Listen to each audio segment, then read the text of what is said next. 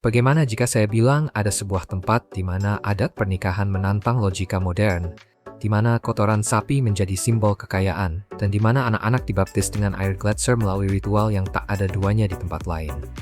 Ini bukan fiksi. Ini Tibet, atap dunia, tempat kehidupan sehari-hari benar-benar luar biasa. Dalam video ini, kami mengungkap 15 praktik langka dan menakjubkan yang hanya ditemukan di negeri terpencil yang tertutup salju ini. Sebagian akan membuat Anda terkejut, dan sebagian lainnya mungkin menantang apa yang Anda kira sudah Anda pahami tentang budaya. Nomor 1, mari kita mulai dengan sesuatu yang benar-benar mencengangkan. Dalam budaya Tibet tradisional, perempuan muda didorong untuk memiliki hubungan intim dengan setidaknya 20 pria sebelum dianggap layak menikah. Kedengarannya sulit dipercaya, tetapi praktik ini berasal dari keyakinan bahwa menikahi perempuan yang belum berpengalaman membawa sial dan bencana bagi keluarga suami. Jadi, alih-alih menilai kemurnian seperti banyak budaya lain, perempuan Tibet harus membuktikan pengalaman mereka, mengumpulkan tanda dari setiap pertemuan sebagai bukti. Lebih unik lagi, beberapa keluarga menerima polyandry, yaitu satu perempuan menikah dengan beberapa saudara laki-laki. Saudara tertua biasanya bertindak sebagai suami utama, sementara adik-adiknya berbagi tanggung jawab dalam pernikahan. Tradisi ini membantu menjaga tanah keluarga dan mengurangi konflik di lingkungan Tibet yang keras. Walau tampak rumit dari sudut pandang masa kini, adat-adat ini mencerminkan strategi bertahan hidup dan harmoni sosial yang berakar sangat dalam. Nomor 2, saya tidak bercanda ketika mengatakan bahwa di Tibet semakin banyak kotoran sapi yang menempel menutupi dinding rumah Anda, semakin kaya Anda dipandang. Jika Anda melihat rumah-rumah dengan bercak coklat melapisi dindingnya, naluri pertama Anda mungkin jijik, tetapi warga lokal melihatnya sebagai tanda kemakmuran. Setiap bercak mewakili ternak, dan di dunia pegunungan yang keras ini, ternak berarti kekayaan. Kotoran sapi di Tibet tidak sebau yang Anda bayangkan. Yak dan sapi memakan rumput yang bersih dan minum air pegunungan yang bening seperti kristal, kadang bahkan memakan cordyceps yang bernilai tinggi, jadi kotorannya justru beraroma seperti rumput kering saat dibakar. Bahkan ada kue dari kotoran sapi yang membuat para turis mengantre untuk mencicipinya. Ya, Anda tidak salah dengar. Warga lokal bersumpah kue-kue ini bukan hanya aman, tetapi juga menyehatkan. Meski pada akhirnya, Anda sendiri yang harus memutuskan apakah cukup berani memasukkan itu ke daftar perjalanan impian Anda. Nomor 3. Sekarang kita masuk ke wilayah yang mungkin menantang anggapan Anda, tetapi memperlihatkan sesuatu yang mendalam tentang filosofi Tibet. Alih-alih pemakaman biasa atau kremasi, orang Tibet sering mempraktikkan pemakaman langit. Dalam ritual sakral ini, jenazah dipersiapkan dengan hormat oleh para spesialis terlatih dan diletakkan di puncak gunung untuk dipersembahkan kepada burung pemakan bangkai. Ini bukan tindakan kekerasan, melainkan ungkapan welas asih yang dalam. Orang Tibet percaya jiwa sudah melanjutkan perjalanan, dan tubuh, yang kini hanya wadah kosong, dapat menjalankan tujuan terakhir dengan memberi makan makhluk hidup lain. Ini adalah cerminan kuat nilai-nilai Buddhisme, di mana ketidakmementingan diri dan siklus kehidupan menjadi pusatnya. Pemakaman langit juga bersifat praktis. Medan Tibet yang keras membuat penguburan sulit dan bahan bakar untuk kremasi langka. Tradisi ini berkembang dari keyakinan spiritual sekaligus kebutuhan lingkungan. Secara simbolis, ketika burung-burung itu terbang, hal itu dipandang sebagai jiwa yang naik menuju langit. Menurut Anda bagaimana? Apakah ini mengubah cara pandang Anda tentang kematian atau hubungan kita dengan alam? Bagikan pendapat Anda di kolom komentar di bawah. Saya benar-benar penasaran dengan reaksi Anda terhadap perbedaan budaya yang luar biasa ini. Nomor 4. Ini sesuatu yang terdengar mustahil di dunia modern kita. Ada sebuah kota di Tibet bernama Nakka yang membentang lebih dari 160.000 km persegi dengan 500 juta orang dan tidak ada satupun pohon hidup. Bahkan gurun paling keras pun masih mendukung sebagian kehidupan tanaman. Tetapi Nakka telah menolak setiap upaya menumbuhkan pohon selama ribuan tahun. Ini bukan karena kurang pengetahuan atau tidak ingin melihat kehijauan. Pohon memang tidak bisa bertahan hidup di sini. Pada ketinggian lebih dari 4.500 meter di atas permukaan laut, Nakka menghadapi kondisi paling keras di planet ini. Tanahnya membeku permanen, membuat akar mustahil mencengkeram. Otoritas setempat bahkan menawarkan hadiah senilai ratusan ribu yuan kepada siapapun yang bisa menumbuhkan pohon yang bertahan selama satu musim dingin penuh. Meski sudah ada upaya tanpa henti dan investasi besar, hadiah itu yang maat broker perhatian senangon. Sekarang kita memasuki wilayah yang nyaris bersinggungan dengan hal-hal supranatural. Gunung Kailash di Tibet bukan sekadar gunung, ini adalah tempat di mana matematika, spiritualitas, dan misteri bertabrakan dengan cara yang membuat para ilmuwan kebingungan. Gunung Kailash berdiri tepat setinggi 6.666 meter. Jarak dari Kailash ke Stonehenge tepat 6.666 km, dan jarak ke Kutub Utara juga 6.666 km. Ke Kutub Selatan jaraknya persis 2 kali lipat, 13.332 km. Tapi ini makin aneh. Jarak dari piramida terkenal di Meksiko ke piramida agung di Mesir tepat 3 kali jarak dari piramida agung ke Kailash. Dari Kailash ke Pulau Paskah, jaraknya 3 kali jarak ke Stonehenge. Meski puncaknya tergolong tidak terlalu tinggi dibanding banyak raksasa Himalaya, tidak ada seorang pun yang pernah mendaki hingga ke puncaknya. Sebagian pendaki melaporkan kompas mereka berputar liar saat mendekati bagian atas. Yang lain mengatakan, waktu itu sendiri seolah bergerak berbeda. Orang Tibet setempat menganggap Gunung Kailash begitu suci, sampai mereka percaya bahwa mendakinya akan membawa akibat bencana, bukan hanya bagi pendakinya, tetapi juga bagi dunia. Nomor 6 di Tibet, orang saling menyapa dengan menjulurkan lidah, dan alasan di balik kebiasaan ini sekaligus menarik, sekaligus agak kelam. Tradisi ini bermula pada abad ke-9, pada masa seorang raja bernama Lang Dharma, yang terkenal karena kekejamannya dan penindasannya terhadap umat Buddha. Legenda mengatakan raja jahat ini memiliki lidah sehitam batu bara. Setelah ia meninggal, orang Tibet takut ia akan terlahir kembali di tengah-tengah mereka. Maka mereka menciptakan tes sederhana.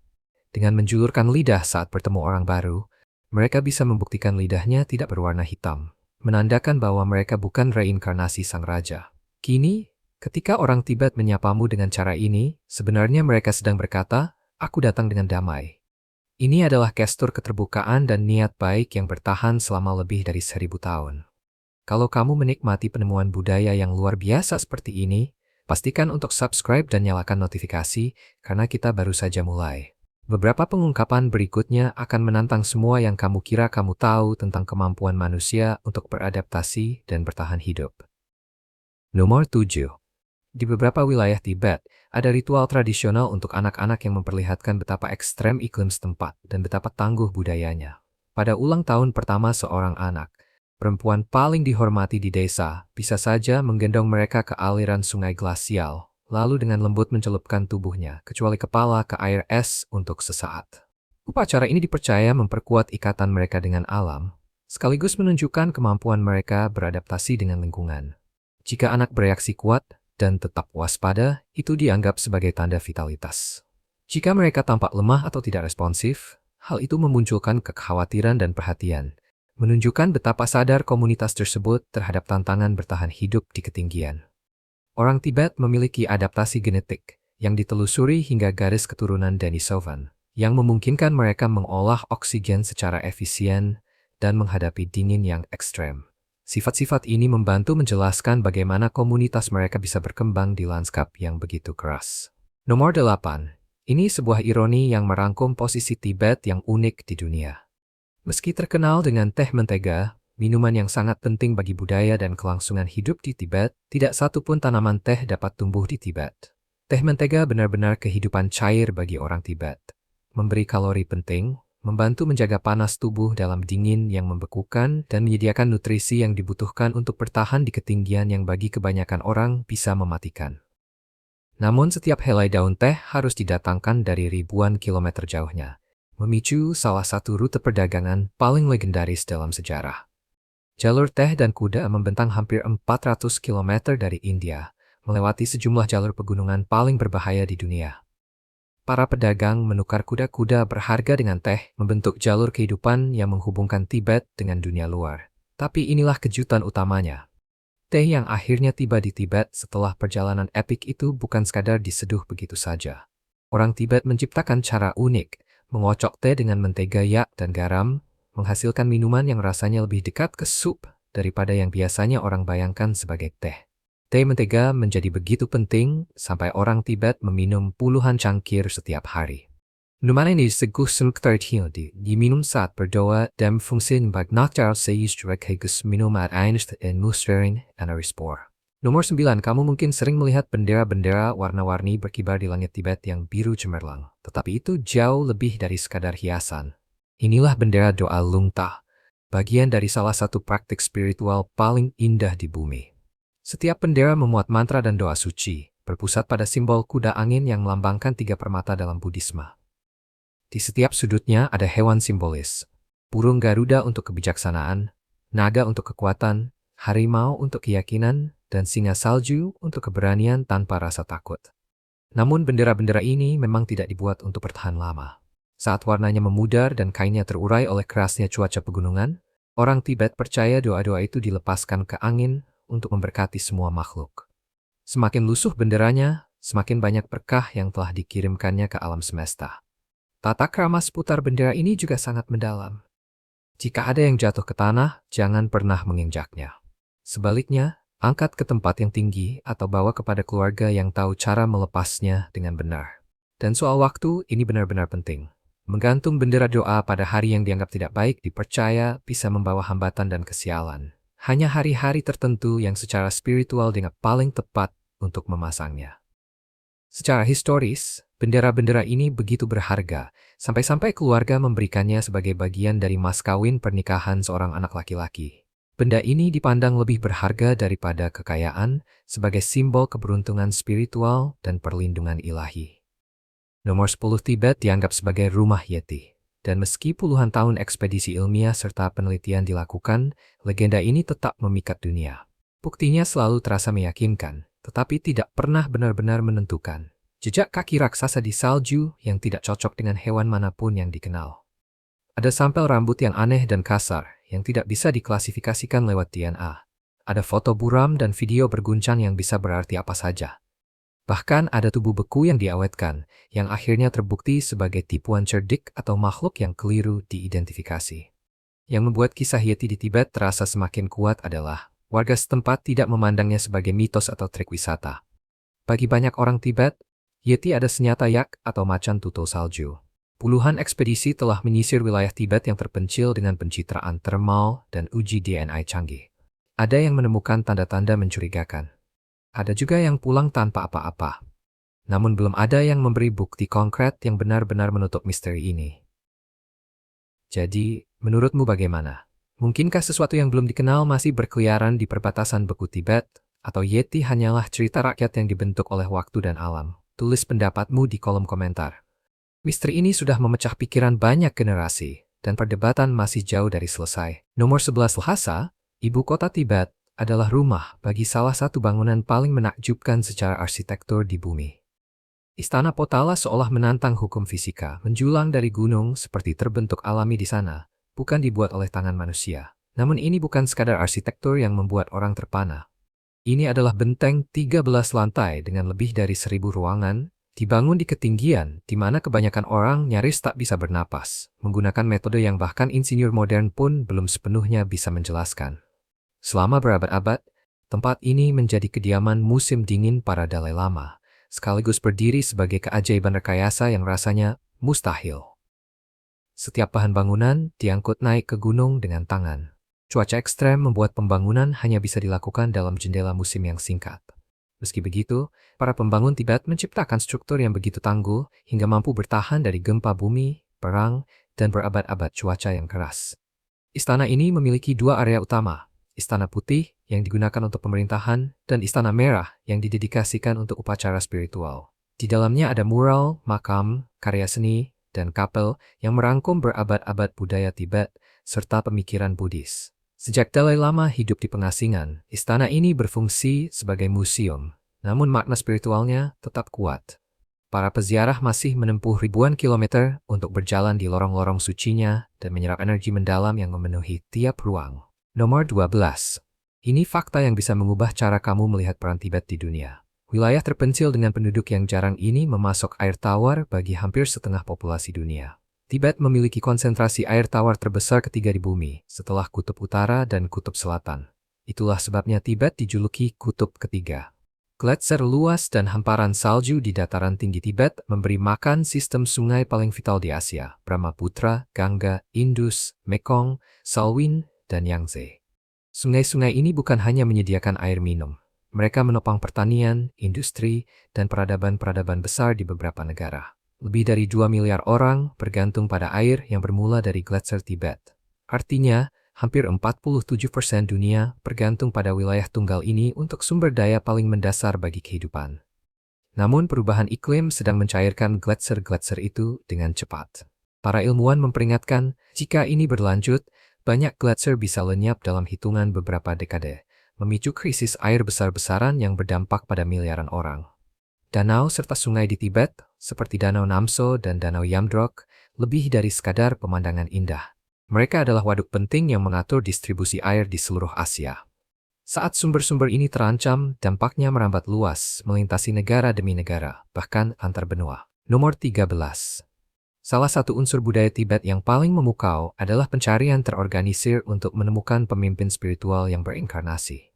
Proses mengidentifikasi Dalai Lama berikutnya bukanlah sesuatu yang acak atau semata-mata mistis. Semuanya mengikuti protokol dan rangkaian ujian yang jelas.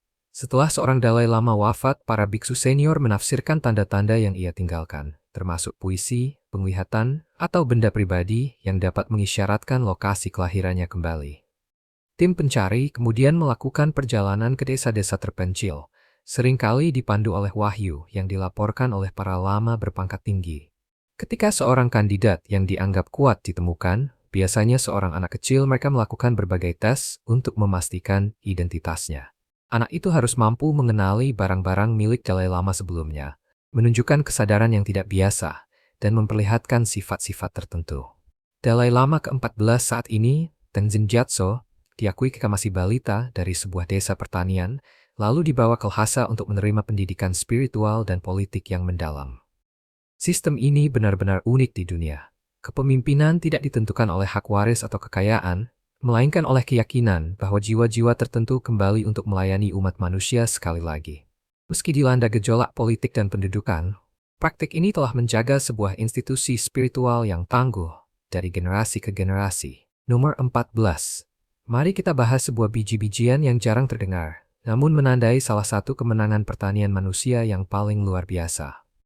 Jelai Tibet, yang juga dikenal sebagai jelai dataran tinggi, adalah satu-satunya tanaman yang secara konsisten tumbuh subur pada ketinggian antara 3.000 hingga 5.000 meter di atas permukaan laut. Selama ribuan tahun, jelai Tibet berevolusi untuk bertahan di tempat yang hampir tidak bisa ditaklukkan oleh tanaman lain. Ia mampu menghadapi dingin yang menggigit, radiasi ultraviolet yang sangat kuat dari atmosfer yang tipis, serta musim tanam yang amat singkat, kondisi yang biasanya membuat sebagian besar tanaman gagal matang. Nilai gizinya pun sama mengesankannya. Jelai ini mengandung lebih banyak protein, serat, dan asam amino esensial dibanding biji-bijian dataran rendah. Yang paling menonjol, jelai ini kaya akan lisin, yaitu asam amino esensial yang tidak dapat diproduksi sendiri oleh tubuh manusia. Dari satu biji-bijian super ini, masyarakat Tibet mengembangkan sebuah kuliner yang lengkap. Sampah, tepung jelai sangrai, menjadi dasar banyak makanan pokok. Anda juga akan menemukan mie tukpa, roti jelai yang padat, dan cengbir jelai fermentasi yang memberi asupan energi sekaligus alkohol di wilayah yang sumber kalori lainnya sangat terbatas. Jelai dataran tinggi bukan sekadar makanan, ia adalah simbol budaya. Jelai ini hadir dalam ritual spiritual, festival-festival besar, dan upacara keagamaan sebagai tanda keberuntungan dan umur panjang. Nomor 15. Pengungkapan terakhir ini melambangkan kaitan antara daya tahan manusia dan tanah Tibet yang keras namun sakral. Ini membawa kita ke beberapa landmark Tibet yang paling menakjubkan sekaligus paling bermakna secara spiritual. Biara dan kuil yang bertengger di puncak-puncak yang seolah mustahil dijangkau, seakan-akan meraih langsung ke langit. Ini bukan sekadar keajaiban arsitektur. Semuanya mencerminkan keyakinan inti masyarakat Tibet bahwa gunung adalah kediaman ilahi dan tempat paling suci untuk beribadah. Dengan membangun kuil tinggi di atas bumi, orang Tibet menciptakan koneksi yang benar-benar nyata antara yang fana dan yang spiritual. Membangun biara-biara ini menuntut kecemerlangan teknik yang hingga kini masih dikagumi. Setiap batu, balok, dan ornamen harus dibawa naik melewati jalur berbahaya dengan tangan. Udara yang tipis membuat kerja fisik terasa melelahkan, dan cuaca yang tak terduga sering menghentikan pembangunan selama berbulan-bulan. Tempat-tempat seperti Rongbuk, dekat Gunung Everest, atau sarang harimau di Bhutan, menempel di tebing dengan cara yang seolah menantang gravitasi. Bangunan-bangunan suci ini tidak terpisah dari bentang alam. Mereka menyatu dengannya, mengikat niat spiritual dengan kemegahan alam. Namun fungsinya lebih dari sekadar urusan keagamaan. Mereka adalah sekolah tempat para biksu mempelajari pengobatan, astronomi, dan filsafat. Mereka menjaga naskah serta karya seni yang tak ternilai. Dan mereka menawarkan perlindungan, tempat untuk lepas sejenak dari dunia, lalu berfokus pada ketenangan batin. Jadi itulah 15 fakta tentang Tibet yang bikin tercengang, penuh misteri, dan sulit dilupakan. Dari ritual pernikahan yang tak biasa hingga kuil puncak gunung yang terasa seperti dunia lain, Tibet terus mengubah cara kita memahami daya tahan, spiritualitas, dan semangat manusia. Fakta mana yang paling membuat Anda takjub? Ceritakan pada kami ingin sekali mendengar bagian mana yang membuat Anda benar-benar kehilangan kata-kata. Saya harap kamu menikmati video hari ini. Jika iya, jangan lupa klik tombol suka dan berlangganan channel ini agar tidak ketinggalan video-video seru berikutnya. Dukunganmu membantu kami terus membuat konten yang lebih baik lagi. Pastikan kamu menonton video berikutnya yang muncul di layar. Saya yakin kamu akan menyukainya. Jangan lupa tinggalkan komentar tentang negara mana yang ingin kamu lihat kami jelajahi selanjutnya. Terima kasih banyak sudah menonton, dan sampai jumpa di video berikutnya.